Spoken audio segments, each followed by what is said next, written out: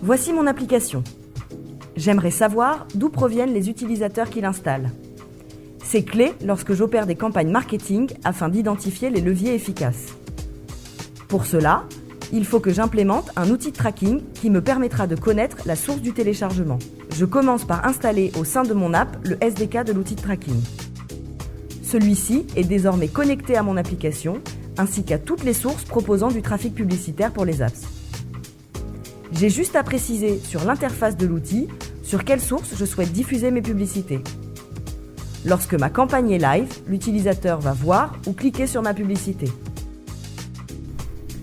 L'outil de tracking collecte l'identifiant publicitaire, unique à chaque téléphone, qu'on appellera ID Pub. Après avoir cliqué sur ma publicité, l'utilisateur est redirigé vers le store et télécharge mon application. C'est à ce moment-là que la donnée n'est plus traçable par l'outil de tracking. Et c'est lorsque l'utilisateur ouvre l'app pour la première fois que l'outil de tracking va récupérer la donnée. Ce dernier étant intégré dans mon application, c'est à ce moment-là qu'il s'active.